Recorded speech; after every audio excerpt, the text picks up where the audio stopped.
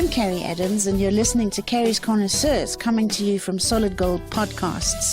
Here we talk to the movers and shakers, the drinkers, the dreamers, and all the people who make it happen in the liquor and luxury industries from around the world.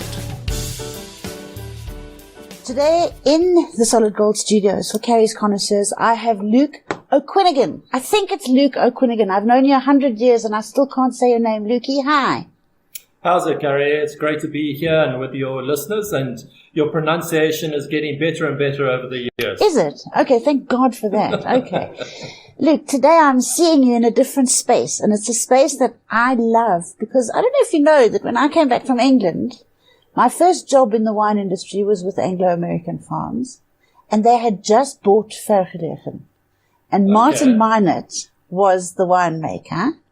Martin remains one of the biggest loves of my life. I adore him. We had so much fun working at Vergelegen. And now, of course, one of my other favorite boys, you, has ended up in that cellar. How are you enjoying it? It's been a fantastic experience coming across and working in this magnificent property. And I think something that's been quite intriguing for me is that if we have to look at the history of where I've come from with Glenelly, yes, it was actually Vergelegen that was one of the reasons why Madame decided to come and invest in South Africa, because of them winning her trophy that she had started with the Pichel Lalonde trophy at the IWSC. Quite right. I remember Andre van Rensburg, I think, won that trophy twice. Once, twice, I can't remember.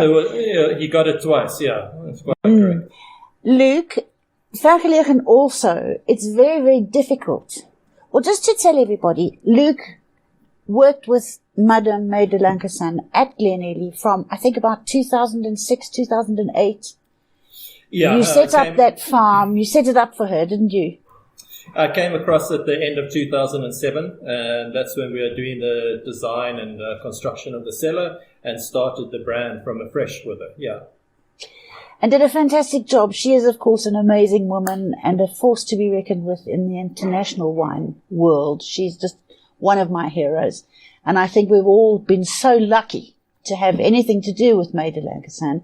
But after that, where do you go? Where to from there? It was a bit like me at Norman Goodfellows, you know, it's the quintessential retailer. What do you do when you move from one of the best? And Vergelegen is probably the best option, really. Why the switch? I think Vergelegen was one of the probably 5 properties that I always had on a bucket list that if it ever came up, I would certainly look at it. I mean, I was extremely happy at Glenelly. I love the farm. I still love it dearly. I have a lot of respect and fondness for Madame de Lancasan. But Vergelegen is this once-in-a-lifetime opportunity that you get to come across. And it's exciting property. I mean, it's one of the properties that's the oldest. It's been going since the 1700s. It's got a magnificent history. But the true kicker for me, if you want to put it like that, is the vineyards and the sense of place and sight that it offers.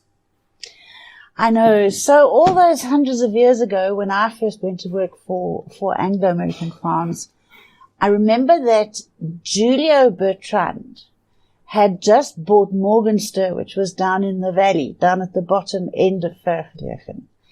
And, well, he hadn't just bought it. He bought it a little bit afterwards. And I remember going to visit him at Morgenster, and we went out into those vineyards and we were having a look, and there's a sort of a strip along the Skarpenberg, which we know makes some of the best Sauvignon Blanc in the country. I always knew it was going to make that. But the thing that I was always excited about in that particular little space of the Cape is, dare I say it, Cabernet Franc. I want you to just make Cabernet Franc there.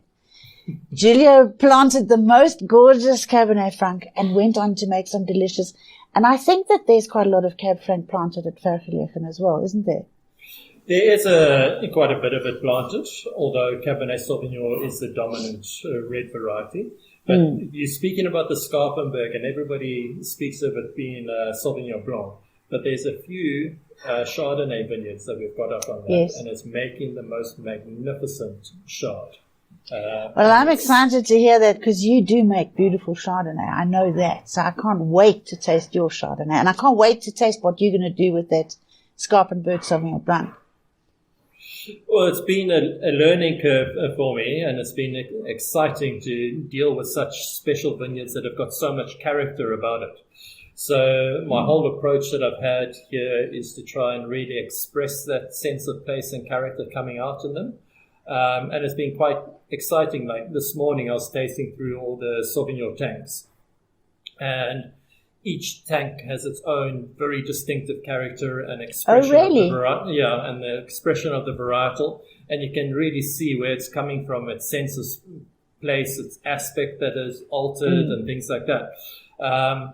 So I'm actually extremely excited about putting the blends together later on in the year, because we've got so many different components to work with. So, Lukey, now you've got all those vineyards. Are they all single vineyard stuff at the end of the day? So do you keep all your vineyards quite separate and you vinify them separately and you give them each their own tank or barrel? Is that sort of what's happening there? I try and do it as much as possible. Some of the vineyards we put together because of the size restrictions, but most of it is vinified as an individual and kept separately to try and really understand. I think the biggest thing for me is, if I think back to my time at Glenelly, I had 14 years there to understand and learn the vineyards and get a full array of the aspects that the property had to offer. Coming across here, I'm starting from scratch, as it were, again. So I want to vinify everything as an individual so we can really get to grips with what each one has to offer and see how it fits into a blend later down the line. Well, it's a very personal and probably one of the most important love affairs you'll ever have in your life, is that love affair with your vineyards. Because you really do need to know all of their moods, all of their idiosyncrasies, all of their little tweaks and twinges that you need to know about when you're turning that fruit into wine. And you do it so unbelievably well. Are you going to change the range of wine that Vergelegen currently has? What plans have you got for what you're doing? I wouldn't say we'll necessarily change the range of wine. I think we'll probably get some more focus, if you want to put it like that, into the range, and do slightly bigger volumes of some of the lines to fulfill where the market is taking them. But I really want to bring back to that sense of place that we have with our wines and get that expression of this wonderful sight coming through. That's the most vital thing for me. I think when you're drinking our wines, you have to know that you're drinking a Vergelegen, not because I've made it or anything. It's because you can really taste the sense of place. It goes back into that old French philosophy of terroir that has to come through, and I think we have got a magnificent terroir here, and we really have to express it. And one of the reasons I was so excited as well, funny enough, coming back to this place is my first place that I worked at outside of South Africa was at Chateau Fuzel, making these magnificent Bordeaux Blancs. And I think Bordeaux Blanc, or that for people that don't know what a Bordeaux Blanc is, it's a Sauvignon Semillon blend. For me, it's probably the most underrated wine in the wine world because they age magnificently well and they've got so much character about them. And if you have a look at some of them, they're more expensive. The white Bordeaux blends are more expensive than the reds in some instances. I mean, some of the more famous producers in Bordeaux that we can mention make a white that you only get if your family's bought it for the last 2,000 years and you're on a very special allocation list. You just don't get it. That was another thing that I was going to speak to you about. You come with a mountain of wonderful experience. And I think you spent some time at one of my favorite properties, which was Chateau Angelus, didn't you? Mm-hmm. Yeah. Can we look forward to baby Angelus out of Africa? I'd love to get a baby Angelus coming out of Africa. And funny enough, Hubert Dubois, the owner of Chateau Angelus, came to visit me here about 2 weeks ago to see what I was up to and come and look at the vineyards. Does he not have something to do with the ownership at Klein Constantia? He does. They do, don't they? Yeah. So he's still a small shareholder in Klein Constantia. And he comes out regularly to come and look at the property and oversee it. And he sneaks around and comes to see what I'm up to often, and it's fantastic having that relationship with him. Well, maybe you should get Hubert to blend with you. Maybe we should let's have a date. I'll fly down, let's get Hubert, and the three of us can have a blending party. What about that? I'll try and organize it, Gary. So now, Luke, talk to me. When you moved across to Vergelegen in October, I think, round about then? End of September, October, yeah. So this is obviously your first harvest with Vergelegen. Were you familiar at all? I know that you wine farming boys are all sort of buddies and mates, and you get together and you help each other and what have you. Were you ready for what you were about to walk into from a vineyard and a cellar perspective at Vergelegen? Yeah, I think I knew what I was up for when I was coming across. I think Andre's track record here speaks for itself, and the cellar itself. I must take my hat off to Andre. The cellar's in a magnificent condition, and I mean, if you consider it's a 30-year-old building, the maintenance and everything that he did on it is world class. He was there for a long time, hey? About 70. How long was Andre there for? A long time, 17 years? I think it was 25, 26 years. Oh, wow. So okay. He did a very long stint here, and he did a great job. And I think the exciting thing about coming across as well, and it's something that he instilled in the property, is this whole project that they have with trying to eradicate leaf roll virus. Yes. Which is one of the biggest blights on our industry. It's terrible. And they've done an incredible job of doing it. And it's been very interesting for me to learn about what they do and what they've implemented to try and get it as leaf roll free as possible. You know what's going to happen to you? Not that you've come from a particularly parsimonious or shoestring budget at Glenelly, but it's unbelievable to work for somebody like Anglo-American Farms, where I'm not suggesting that money's no object, but because it's more of a corporate thing, it teaches you the business of wine a whole lot more than you might otherwise have learnt about the business of wine, which is going to add to your CV so enormously. I mean, the business of wine is a very important part of staying alive. And I don't know if you saw during the week, there was an article written by somebody that said, without the influx of international capital pouring into the South African winelands, they reckon that about 70 to 80 wineries are going to be closed by the end of this year. So it's a very nice position to find yourself in, I think, to be in a relatively comfy space with a big daddy like Anglo behind you. Do they say to you, here's an open checkbook, do what you need to do, but just justify it? Or do you have to put your knee pads on and go and beg for money? No, they are quite strict in financially, and we do have to really, motivate what we need it for. I do find because of the corporate setup and everything that you have here, it's very different in my experience. I've always worked for family properties. So yes. Whether it was Glenelly or Rustenburg or Hubert in France. And things happened much, should we say, faster, in the sense that because you just go and speak to the owner and you make a decision. Then you make a decision there and then. Whereas on a corporate level, because you have to do all of this motivation, it does take a bit longer. But in the same time, it's fantastic seeing the governance side of it. Yes. Yes.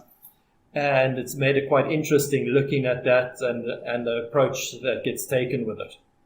No, I think it's going to add something to your CV that will take you anywhere in the world hereafter if you choose to go somewhere else in the world.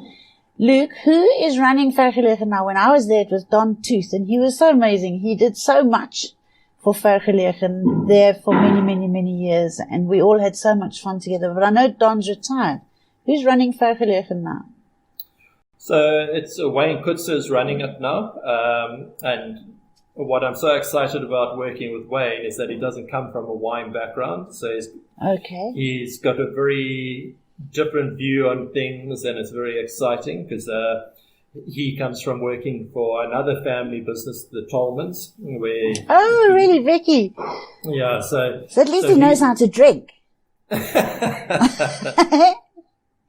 So he set up all the Tolman hotels and things around the world. So it's been really fun working with him and seeing his viewpoint, particularly on our hospitality offerings that we have here now.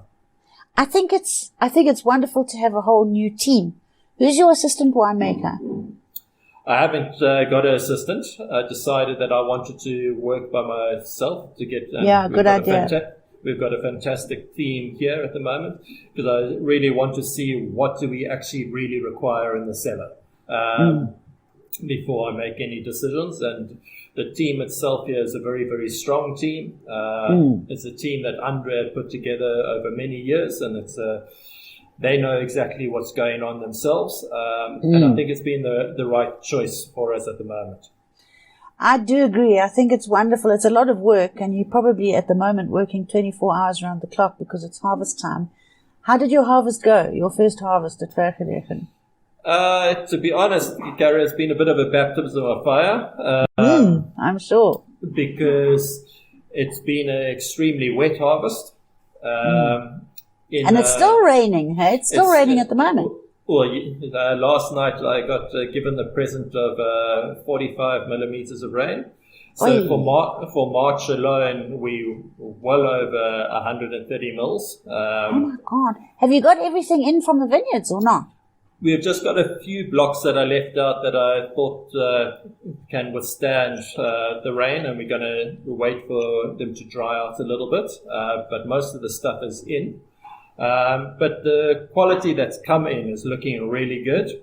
I mean, this harvest has really reminded me of a Bordeaux harvest. It's been exactly the same, where you're running between the showers and everything. And it's been a lot of judgment calls in the vineyards to when to bring things in and how to manage. So it's been quite exciting about that. I mean, it's a hard vintage to walk into, straight up, your first vintage. Is there any frotties in the vineyard? Is anything going mildew or? Luckily not. My viticulturist has been super, and he's been right on top of his game. So we haven't seen any botrytis coming or mildew or anything like that. So the grapes are still looking quite healthy. Listen, I quite hope you do get a little bit of botrytis somewhere, because you know me and sticky wine. I so want, and even if you don't make sticky, even a little bit of botrytis on some of the Sauvignon Blancs and things is so delicious. The rain came a little bit late for the Sauvignon to get it. Did it? Yeah, the rain really has affected more our red harvest. Yeah. But as I say, this is the sort of harvest, funny enough, that I actually quite enjoy. Because it has its own challenges. It's constantly challenging you and making you think and question things a lot more. So now, just let's run through on the reds, because I tend to think of Vergelegen. I love that Schapenberg Sauvignon Blanc, but I do tend to think of Vergelegen as one of the country's serious red wine producers. And the Vergelegen V really has to take its place on the shelf as one of our sort of smarter show-offy brands. What else are you making? Because I can't remember now, really. There was the Vergelegen V. There was another one that they made that was like a cheap and cheerful version of Vergelegen V. Run us through the reds that you've got. I know you've got a Cabernet. I know that you've got a Cab Franc somewhere along the line. Tell us what you've got. So to start off with the reds, you've got, and I think it's the one that most people would know and recognize. You've got the Cab Merlot, and in the past that used to be called the Millrace. Yeah, Millrace Red. It was brilliant. Yeah. Why did they take that name away? I don't exactly know what the historic value was, why they pulled it away and changed it to Cab Merlot, but a lot of people still call it the Mill Race. Yeah. So it's been quite interesting to see how strong it was actually as a brand. Oh, a very strong brand. Then you step up into the single varietal Cab and Merlots. That's the vineyard range, hey? I think they call it the vineyard range or whatever, yeah. But I think the wine that excites me the most on the property is the GVB Red, which is our expression of the Bordeaux. So it's a Cabernet-dominated Bordeaux blend, but it varies from vintage to vintage, whether it's got all 5 varieties in or as little as 2 of the It's a bit of an unfortunate sort of acronym. It's like a gender-based violent wine. Thanks a lot, I think we should change it round. We should do it VBG or something. What do you think? Well, that's why we're actually talking about taking it and just making it simple. It's state red. Yeah, we don't want that. God, okay. So, what's the last word? So the last word and the first thought and the mistake were small production wines that were made. So the first thought and last word were Cabernets, and the mistake was a Merlot. And they were expressions of different sites on the property. But we're looking at probably discontinuing those. The reason being, I think those expressions will add a lot more into something like the GVB blend and add a lot of character to those wines going forward. Okay. So, and even to something like the V, I think can benefit from some of that wine that was going down there, can help the V even a bit more. So is that Vergelegen V? Is it Vergelegen V or is it Vergelegen 5? Are there 5 blends in there? I mean, 5 grape varieties in there? No, the Vergelegen V, if you look historically, it's mainly been a Cabernet, being more than 85%. There are a few vintages where it dipped just below that 85% mark. But ostensibly it's a Cab going forward. Okay. So that's that. The other thing that I wanted to remind you of is Vin de Florence. Do we still make Vin de Florence? Unfortunately, that was discontinued at the same time as the Mill Race. And it's been much head scratching for myself and Wayne, because you look at the sales that happened of that wine and things. This is where we really need to teach Anglo a little bit about the business of wine. When you've got a successful brand, keep doing it. Imagine if Coca-Cola withdrew their Coke brand after 30 years and said, oh no, we think we better change this. Yeah, I don't think it was an Anglo directive. I think it was something that probably happened on the farm where I think where their mind shift was going is that was getting so big, it was almost killing off the other Vergelegen wines, if you want to put it like that, because Florence had become the brand, no longer Vergelegen. Well, Vin de Florence, I mean, she really was the brand, if you think of it. She was the most amazing woman. And there's the Lady Flo Tea Gardens. Are they still there on the farm? It was a beautiful very little much. Restaurant. Yeah. So, and I mean, we've started making a rosé, which is the Florence Rosé, which pays homage back to her and all the work that she did in the gardens. She was an amazing woman. If you honestly take into account, she's a tiny little thing who got dumped in the bottom end of Africa all by herself. Her husband went backwards and forwards to England, and he was fighting wars and doing what British soldiers do and what have you. And she really did pioneer that farm, didn't she? I mean, she was an amazing woman. Well, she was instrumental to the character of the farm as we see it today, because of all the gardens. So. And Lukey, tell me, are those camphor trees still standing up? I remember they were all held up with chains and blocks and tackles and all kinds of things. Are they still there? They're very much still there and holding firm. So it's one of the things that we're extremely proud of on the property, that we've still got these magnificent camphors. You'll probably have heard the biggest challenge that we're facing around the Western Cape and around South Africa at the moment is combating borer beetle, which is killing a lot of the oak trees and things like that. But we've got a big program on the farm where we're trying to combat it as best as possible. We're in constant communication with professors in Australia, Israel, United States, locally, looking at the best way to do it, because it's not just South Africa that's suffering from it. Australia's suffering from it. Israel, the US, everybody's got it at the moment. So I always say, everybody's so smart and thinks we're so presumptuous as human beings, aren't we? Where the universe can have a little thing as tiny as a borer beetle that could actually sort us all out and put us back in our place, couldn't it? Very much so. What we're particularly scared about with it on the property here is that we've got the oldest oak tree in South Africa on the property. We've got the royal oak that was came from Blenheim Palace and everything. And we are petrified to lose these iconic trees. No, they're wonderful. And even those camphors, Luke, I think they must be close to 400 years old now, those camphor trees, aren't they? Yeah, well, they were planted in 1700 when Willem Adrian van der Stil started the property. And, I mean, if you look at him, he was such a forward-thinking, very dynamic He's amazing. He was the robber baron, wasn't he? They knew him as the robber baron. He was an amazing guy. Because what I find interesting is how many trees and things on the property come from Asia, and it's because he was looking towards Asia, and that's why you have the camphors, you have the white mulberry bushes, all of this. He probably had a little harem of little Chinese girlfriends tucked behind the dairy there somewhere, if I knew Willem, I promise you. I'm sure that's what that Asian influence was all about.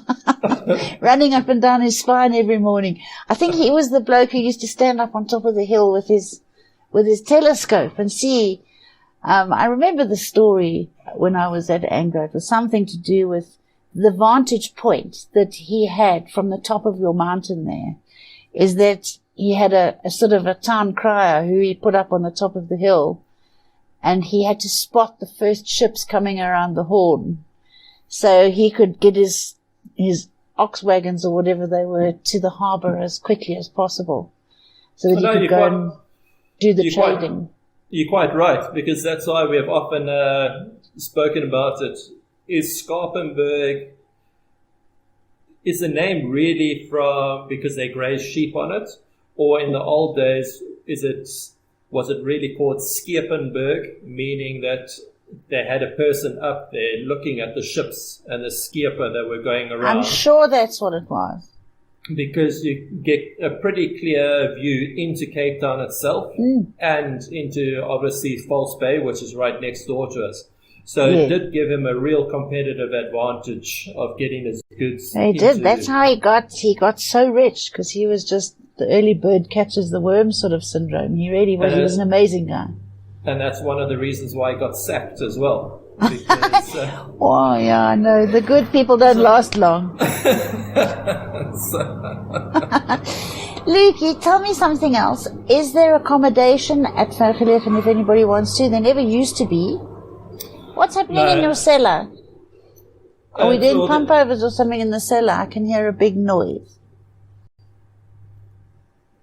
I don't know what it is. I think somebody might be grinding down at the bottom. I hope when you go back you don't find the whole tank's turned upside down. Accommodation? Sorry. Accommodation. We don't have accommodation to the public. We've just got a little bit of accommodation if we have guests that come and visit the property from overseas or something like that. But our real offerings that we have is that we've got 2 fabulous restaurants. You've got the picnic areas as well, where we provide picnics in season time as well. But the big draw card, I suppose, is the magnificent walks that you can do around the estate through all the gardens. It is so beautiful. It is. And then on to my next question. have you succumbed and decided to live at Vergelegen? I'll be moving onto the property in about 6 months' time. I knew it wasn't going to take long, you bugger. Who wouldn't want to live on that magnificent place? It is honestly one of the most beautiful farms in the country. It really, really, really is. And I think full marks to Anglo. We'll say thank you. Everybody's so busy saying sorry for everything that they've done in these sort of cancel culture times. I think we need to say a big thank you to Anglo American for all the preservation that they've done and the spearheading of education and wine education and winemaking, viticultural stuff and vinicultural stuff. They've really contributed, and nobody else will ever stand up and say thank you because it's politically incorrect, but they really have done a huge amount for our wine industry. And I'm so excited that you're there because you are going to make, I think you're just so suited to that red wine. Luke, I can't wait for that baby Angelus. It's going to come, I know.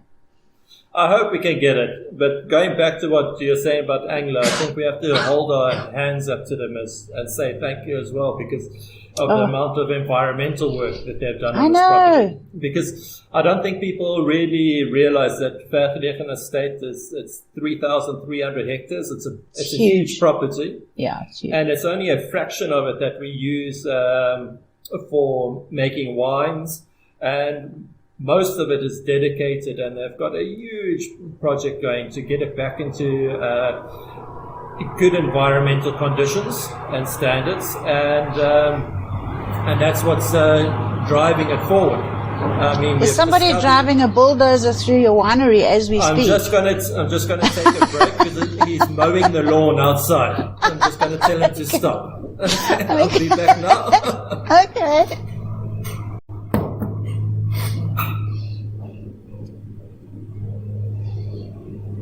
I don't know about wine, but that sounds a bit loud for I could imagine a whole tank. I don't know what they would have been doing, like mixing 3,000 liters together or something.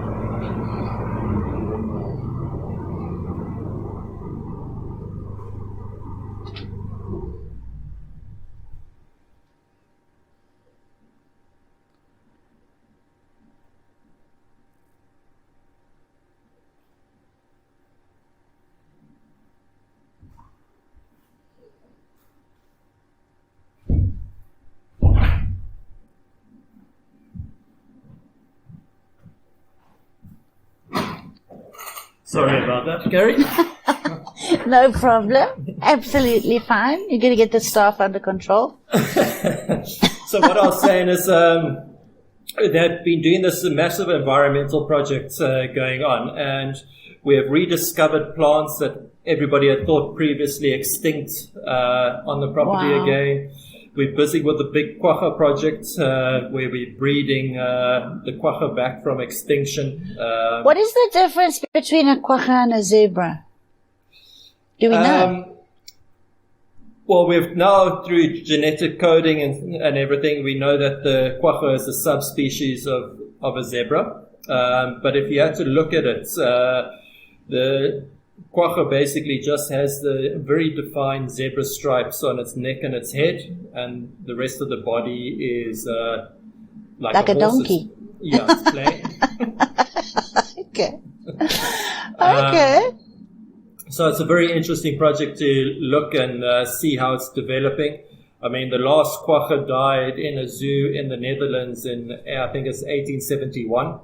Wow. So it's quite exciting to be part of this and looking at how did we get them? How did we get them to be again? If the last one died in 1781, it's a project that's taken like genetic years cloning or something. Well, the first thing there's a taxidermy example that was in Cape Town Museum, and I think they were looking at DNA from the hair there. And through all the studies, they saw that there is it's a subspecies of the zebra. Yeah. So then they went out and started looking at all the zebras and everything, and looking at their genetic coding, and then they started to do selective breeding of certain zebras to try and get that Good heavens. Coding back into what the quagga is. It's quite terrifying when you think of what we can actually do. Imagine we could make another Luke or another Carrie. That would be even more terrifying. Lukey, the other thing that I wanted to ask you is Cordoba, which is just over the hill from you, is making, and Skalk Willem, who we love with all our heart, he is making some delicious Cabernet Franc and stuff, and there's a big French influence there. I think that we need to have a little party and put you boys together and make a little collab. Hey, and make something that is going to rival the best Bordeaux's in the world. I do think you could. I think Skalk is making magnificent wines at Taibos. To die for. And I've spent a bit of time with him there and going through what he's doing, and he's been to visit me here. And I think we are in a very unique area that gives us the ability. I think where Taibos is, you look at the track record that Chris Keats had with Cordoba. Yeah. Those Cordoba crescendos are magnificent wines. I mean, I had the privilege a few months ago to have a 2000 vintage of the Cordoba crescendo. And it was delicious. It was absolutely stunning. It was a real world beater. I mean, it was like it was bottled only 2 years ago. I know, it's that freshness. Yeah, it's gorgeous. No, I think we've got loads and loads and loads of fun and exciting stuff. Are your family all excited to be moving to one of the most gorgeous places on planet Earth? They're very excited to come across. I think the two that are the most excited are my two golden retrievers. Oh, Daddy. I think they can't wait to get here because there's nice big dams for them to swim in. Oh, can you imagine? They're going to be brown retrievers for most of the time, I think. Hey? Exactly. Yeah. Oh, bless. And Luke, one last word for Madame. Who's taken over who's filled your very big shoes at Glenelly? Dirk van Zyl is the winemaker at Glenelly. And I think Who's Dirk? Why don't I know him? Dirk, he was assistant to Carl van der Merwe at the Morganzon, and then he left the Morganzon and took over the reins at Saxonburg for a little while, and now he's come across to Glenelly. And I think Dirk's going to do a magnificent job. He's made some fantastic wines. I think he came from a very good school working with Carl as well at the Morgan. Well, listen, anybody who can last with my darling Wendy Applebaum, she would have knocked him into shape in 2 seconds flat. And she's a very good friend of Madame as well. So I'm sure that they've got that boy firmly under control, those girls. And I'm sure he's going to make some delicious wine. Okay, well, that's good to know. I'll catch up with him and see. I do actually remember him now that you mentioned that he was at the Morganson, because Carl, of course, gone to Canada now. I stay in touch with him. Yeah. You boys are all just... Carl's always thought very highly of him, I know that. And Wendy also spoke very highly of him. So. Well, Luke, good luck, my darling. I know that you don't need it because you are one of the country's best winemakers ever. When you're coming to Johannesburg, please phone me and we'll catch up and share a bottle. I want to taste everything that you're doing at Vergelegen. Do you understand? Oh, I'd love to host you down on the property when you're down in the Cape. I will come. When I come, I'll phone you and we can make a plan to do a bit of a tasting and see what you're up to. But in the meantime, good luck and congratulations. It's a fabulous job to have landed. Thank you so much, Carrie. Thanks, my Lukey. Cheers. Bye-bye. Bye. Another production from Solid Gold Podcasts.